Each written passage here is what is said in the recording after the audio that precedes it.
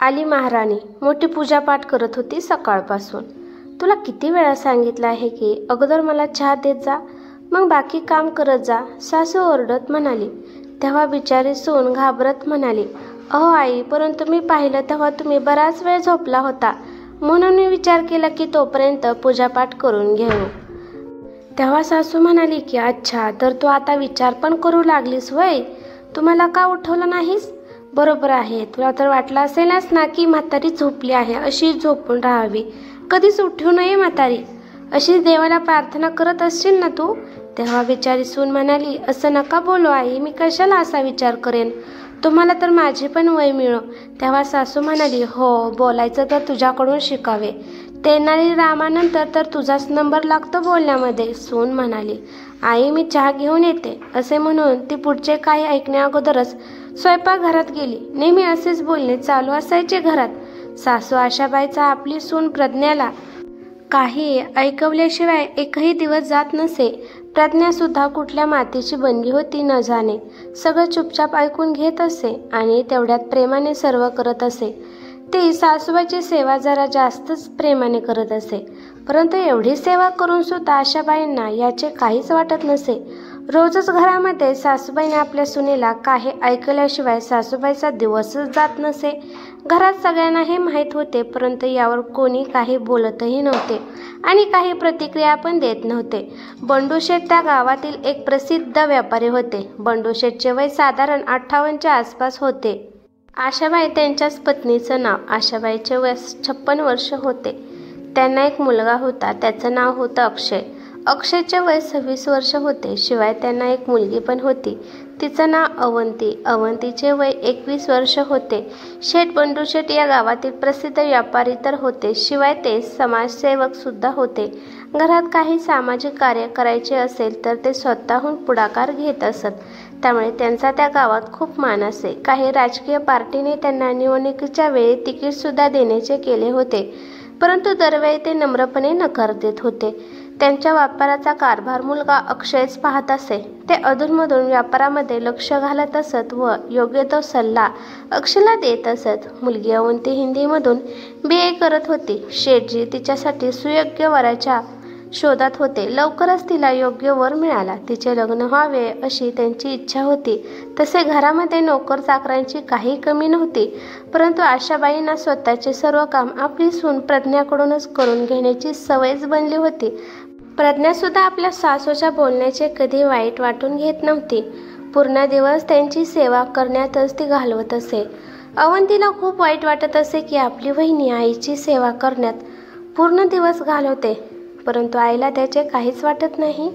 आई उलट वहिनीला सतत काही ना काही सुनावत असते. बस ह्याच गोष्टीचे अवंतीला दुःख होत होते, परंतु अवंती काही करू शकत पण नव्हती, कारण आईने तिला शपथ घातली होती. अवंती आणि वहिनीच्या वयामध्ये फार काही अंतर नव्हते, त्यामुळे त्या दोघी मैत्रिणींसारख्या राहत असत. एकमेकींना सर्व सुखदुःखे सांगत असत.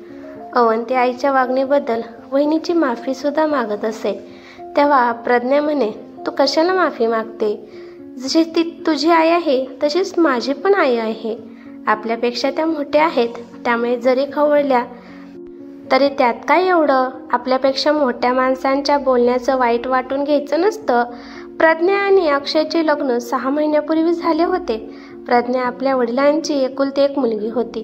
ती 10 वर्षाची असतानाच एका आजाराने तिची आई वारली होती. प्रज्ञा सुंदर, सुशील, गृहकृत्यदक्ष होती. अभ्यासामध्ये पण ठीकठाक होती. तिचे वडील एका दुकानात मुनी म्हणून काम करत होते. त्यांच्या कुटुंबाची आर्थिक स्थिती फारशी काही चांगली नव्हती. त्यांच्यापुरते भागून ते सुखी राहत होते. प्रज्ञा तिच्या शिक्षणाचा खर्च वडिलांवर देऊ इच्छित नव्हती, म्हणून ते गल्लीतील मुलांची ट्युशन घेत असे व आपला खर्च भागवत असे. प्रज्ञाने ग्रॅज्युएशन पूर्ण केले होते व तिने आता पोस्ट ग्रॅज्युएशनला ॲडमिशन घेतले होते. तिने जवळच्याच कॉलेजमध्ये ॲडमिशन घेतले होते. एके दिवशी कॉलेजमध्ये स्वातंत्र्य दिनाचा सांस्कृतिक कार्यक्रम होता. त्यामध्ये तिने गायनामध्ये भाग घेतला होता. या कार्यक्रमाला मुख्य अतिथी म्हणून शेठ बंडूशेठना आमंत्रित केले होते. त्यांच्याबरोबर त्यांची पत्नी आशाबाई व मुलगी अवंतीसुद्धा कार्यक्रमाला आली होती. जेव्हा प्रज्ञाने स्टेजवर गीत सादर केले तेव्हा तिथेच या सर्वांनी तिला पाहिले. प्रज्ञाने लता मंगेशकर यांचे सत्यम शिवम सुंदरम हे गीत गायले होते. तिने गीत खूप सुंदर गायले होते. सर्वजण त्यात मंत्रमुग्ध झाले होते. बंडू शेठना तिचे गाणे खूप आवडले होते. त्या गाण्यासाठी प्रज्ञाला प्रथम क्रमांकाचे बक्षीस मिळाले होते. बंडू शेठ जेव्हापासून घरी आले होते तेव्हापासून ते प्रज्ञाच्या गाण्याची स्तुती करत होते. प्रज्ञाने किती सुंदर गाणे म्हटले. जेवढा सुंदर तिचा आवाज आहे तेवढीच ती दिसायला पण सुंदर आहे. साक्षात सरस्वती देवीचं रूप आहे प्रज्ञा. शेवटी तिची स्तुती करायला थकत नव्हते. तिची स्तुती ऐकून आशाबाई चेष्टेने म्हणाल्या, एवढीच पसंत आहे तर तिला सून करून घ्या तिला. असे आपण अक्षयसाठी मुलगी शोधतच आहोत. आशाबाईच्या तोंडून हे ऐकल्यानंतर शेठजीला सुद्धा मनोमन तसेच वाटू गेले. ते आशाबाईला म्हणाले, कधी कधी तू सुद्धा समजूतदारीपणाच्या गोष्टी करतेस की? असे म्हटल्यावर आशाबाई थोड्याशा नाराज झाल्या. तेव्हा शेठजी म्हणाले, अगं मी तुला चेष्टेने म्हणत नाही. तू तर लगेच नाराज झालीस. दुसऱ्या दिवशी लगेचच शेठजींनी प्रज्ञाच्या कॉलेजमध्ये प्रिन्सिपलला फोन लावला आणि प्रज्ञाचे पूर्ण नाव, घराचा पत्ता मागून घेतला. आपल्या मुनीपला सांगून तिच्या कुटुंबाची सर्व माहिती मागून घेण्यास सांगितले. मुनीपजी म्हणाले, शेठजी काय माहिती घ्यायची, ते तर माझे चांगलेच मित्र आहेत. मला सर्व माहिती आहे. प्रज्ञाच्या आईचे 12 वर्षापूर्वी निधन झाले आहे. घरामध्ये फक्त वडील आणि मुलगीच राहतात. प्रज्ञाचे वडील शेठ कांतीलालकडे गेले 25 वर्षापासून मुनीपचे काम पाहतात. कांतीलाल तर त्यांना घरातील सदस्यच मानतात. त्यांची मुलगी प्रज्ञा साक्षात देवीचं रूप आहे.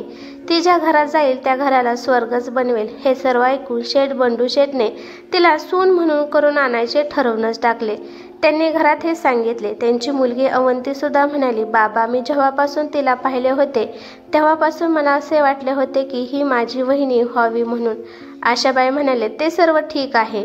मुलगी तर मलाही पसंत आहे, परंतु त्यांच्या व आपल्या कुटुंबामध्ये सामाजिक तसेच आर्थिक परिस्थितीमध्ये खूप मोठा फरक आहे. त्यात तिला आई नाही. तेव्हा तिला काही येत असेल का? निभावू शकेल का ती आपल्या घरात? तेव्हा शेठजी म्हणाले, का नाही निभावणार? हळूहळू सर्व काही शिकेल. त्याचवेळी आशाबाईने सगळ्यांना अट घातली की मी ही मुलगी सून म्हणून करून घेते, परंतु अक्षयच्या लग्नानंतर या घरात मी काय म्हटले किंवा काही केले तरी सुद्धा मला कोणीही उलट प्रश्न विचारायचा नाही आणि माझ्या कुठल्याही कार्यात अडथळा निर्माण करायचा नाही. तुम्हा तिघांना पण याची शपथ आहे आणि जर का तुम्ही माझी शपथ मोडली तर त्याच दिवशी मी प्रज्ञाला या घरातून हाकलून देईन. अवंती आणि शेठजींना तिला घरात कधी आणेल असे वाटले होते. त्यामुळे त्यांनी काही विचार न करता आशाबाईंचे बोलणे मान्य केले. आशाबाईने अशी शपथ का दिली याचा कोणीच विचार केला नाही. बंडू शेठना तर या गोष्टीचा काही फरकच पडला नाही. त्यांना फक्त प्रज्ञासारखी सुंदर सुशील मुलगी त्यांच्या घरातील सून होत आहे याचाच खूप आनंद झाला होता. अक्षयला जरा लक्षात आले होते, परंतु त्याने विचार केला की त्याला स्वतःलाही प्रज्ञा पसंत आहे, तसेच वडिलांनाही ती सून म्हणून आणायची आहे. जर बाबांनाच आईच्या अटी व शपथेबद्दल काही अडचण नाही तर मलाही काही अडचण नाही. मी लग्नासाठी तयार आहे. शेठजींनी कांतीलाल शेठला फोन केला आणि त्यांच्या मुनीपला उद्या सुट्टी देण्याची विनंती केली. शेठजी, तुम्ही कुठे आणि आम्ही कुठे? तुमच्या आणि आमच्या परिस्थितीमध्ये जमीन आसमानचे अंतर आहे. मी जर माझी सर्व संपत्ती किंवा स्वतःला जरी विकले तरी मी तुमच्या 10% सुद्धा लायकीचा नाही. तेव्हा आपले नाते कसे जुळेल? प्रज्ञाचे बाबा म्हणाले. तेव्हा बंडू शेठच्या लक्षात आले की प्रज्ञाचे बाबांना हुंड्याचे टेन्शन आले आहे. आपल्या समाजाची हीच तर खरी समस्या आहे की मुलीच्या वडिलांना संसाराच्या इतर समस्या वेगळ्याच आणि मुलीच्या हुंड्याची समस्या वेगळीच असते. आपला आजचा समाज कितीही पुढारलेला असला, कितीही डिजिटल झाला असला, मॉडर्न झाला असला तरी हुंड्याचा हा राक्षस मुलीच्या वडिलांपुढे उभाच राहतो. अजूनही समाजात कन्या भ्रूण हत्या यामुळेच होते. सुशिक्षित समाजामध्ये सुद्धा हे होते. जे लोक अशी हत्या करतात तेच लोक नवरात्रीमध्ये कन्यापूजा करण्यासाठी कन्येला शोधत फिरतात. बंडू शेठ प्रज्ञाच्या वडिलांना म्हणाले, जे वडील आपल्या मुलीचे कन्यादान करतात ना त्यांच्याकडे काही मागणे म्हणजे खूप चुकीचे आहे, व्यर्थ आहे.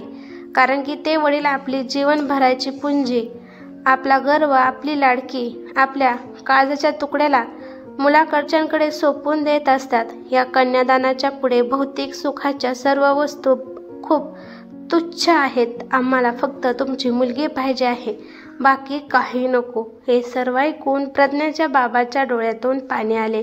ते म्हणाले, जेव्हापासून प्रज्ञा विवाहयोग्य झाली आहे तेव्हापासून मला तिच्या विवाहाची चिंता रात्रंदिवस सतावत होती. मी जर विचार करत होतो की देवी या बिना आईच्या मुलीला कसे घर मिळेल, कारण की माझी तर काही पात्रता जास्त नाही. तिची आई गेल्यानंतर मी प्रज्ञाला आई आणि वडील दोघांचे प्रेम देण्याचा प्रयत्न केला, परंतु आई तर आईच असते ना.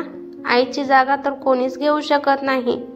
तुम्हाला तर माहीतच आहे की हुंड्याच्या नावाखाली आज जगात कितीतरी घटना घडतात. मला तर खूप काळजी वाटत होती माझ्या मुलीची. जर सगळ्याच मुलांच्या वडिलांनी तुमच्यासारखा विचार केला तर कुठलीही मुलगी आई वडिलांना कधीच ओझं वाटणार नाही. तेव्हा बंडू शेठ म्हणाले की तुम्ही काही काळजी करू नका. तुमची मुलगी फक्त एका घरातून दुसऱ्या घरात येणार आहे असं समजा. मला सांगा, तुम्हाला हे नाते मंजूर आहे का? तेव्हा प्रज्ञाचे बाबा म्हणाले, शेठजी, जर नारायण स्वतःच काही मागण्यासाठी आला असेल आणि देणाऱ्या व्यक्तीची तेवढी पात्रता असेल तर नारायणाची इच्छा पूर्ण होणार नाही असे कधी होईल का? शेठजी, मला हे नाते मंजूर आहे. बंडू शेठ म्हणाले, आम्हाला आमच्या होणाऱ्या सुनेला भेटायचे आहे. तेव्हा प्रज्ञाला बाहेर बोलावण्यात आले. शेठजी, आशाबाईने व अवंतीने तर या अगोदर प्रज्ञाला पाहिलेच होते, परंतु आज गुलाबी साडीमध्ये ती अजूनच खूप सुंदर दिसत होती. अक्षयने मात्र आज पहिल्यांदाच तिला पाहिले होते, पण अक्षय तर तिला पापणी न खाली पाडता अगदी एकटक पाहत होता. जेव्हा अवंतीने त्याला चिमटा काढला तेव्हा त्याची नजर तिच्यावरून हटली व तो इकडे तिकडे पाहू लागला. नाते पक्के करण्यासाठी शगुन म्हणून आशाबाईने प्रज्ञाच्या हातात सोन्याचे कंगन घातले. प्रज्ञा आशाबाईंच्या पाया पडण्यासाठी खाली वाकली तेव्हा आशाबाईने तिला मिठीत घेतले. त्यानंतर प्रज्ञाच्या बाबांनी अक्षयला सोन्याची चेन शगुन म्हणून दिली. त्यानंतर मिठाई वाटून सगळ्यांनी आनंद साजरा केला. शेठजींनी पंडितांना बोलवून 1 महिन्यानंतरचा मुहूर्त निश्चित केला. 1 महिन्यानंतर प्रज्ञा त्या घरात सून म्हणून गेली. तिथे तिला वडिलांसारखे सासरे, आईसारखी सासू, बहिणीसारखी नणंद आणि मित्रासारखा नवरा मिळाला. अक्षयने तिला सांगितले की पती पत्नीचे नाते नंतर पहिल्यांदा आपण चांगले दोस्त बनायचे. प्रज्ञेला सुद्धा दोस्तीचे नाते खूप आवडले, कारण दोस्ती हे एक असे नाते आहे की जे आपल्यावर थोपवले जात नाही. आपण स्वतः ते निवडतो. जीवनामध्ये एक खरा मित्र मिळणे खूप गरजेचं आहे. शेठजींनी तिला खोलीत बोलवून सांगितले की सुनबाई, आज मला एक वचन दे की तुझी सासू तुला काही जरी म्हटली तरी तू कधीच तिला उलट उत्तर देऊ नको आणि कधीही चुकीचे पाऊल उचलून या घराच्या मान मर्यादाला धक्का लावून देऊ नको. प्रज्ञा समजूतदार मुलगी होती. तिला माहीत होते की मोठ्या माणसाने जर काही सांगितलं तर ते आपल्या भल्यासाठीच असते, कारण की त्यांना जीवनाचा जास्त अनुभव असतो. शिक्षण व्यक्तीला बुद्धिमान बनवते, परंतु अनुभव व्यक्तीला समजदार बनवतो. त्यामुळे ती म्हणाली, बाबा, तुम्ही माझ्याकडून वचन जरी नाही घेतले तरी सुद्धा मी कधीही आईंना उलटे बोलणार नाही. मी त्यांचा सन्मान करीन. तरी पण तुमच्या आनंदासाठी मी वचन देते की काहीही झाले तरी मी कधीही आईला मोठ्या आवाजात बोलणार नाही. नेहमीच या घरातील मान मर्यादाचा मान ठेवी.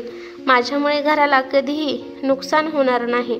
प्रज्ञा पुढे म्हणाली, बाबा, माझी आई लहानपणीच गेलेली आहे आणि देवाने मला इतक्या वर्षानंतर आई दिलेली आहे, तर मी आईला दुःख देण्याचे स्वप्नातसुद्धा विचार करू शकत नाही. हे ऐकल्यानंतर प्रज्ञाच्या डोक्यावर हात ठेवून बंडू शेठ म्हटले की मुली, मी नक्कीच मागच्या जन्मी काहीतरी पुण्य केले आहे, म्हणून मला तुझ्यासारखी सून मिळाली. नेहमी खुश राहा मुली.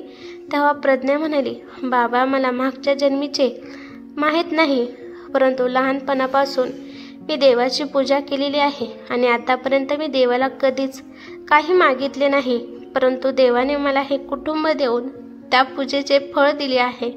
तुम्ही लोकांनी मला सून म्हणून स्वीकार केले आहे, हीच माझ्यासाठी खूप मोठी गोष्ट आहे. मला आपल्यासारख्या धर्मात्मा लोकांची सेवा करायला मिळत आहे, हेच माझे भाग्य आहे.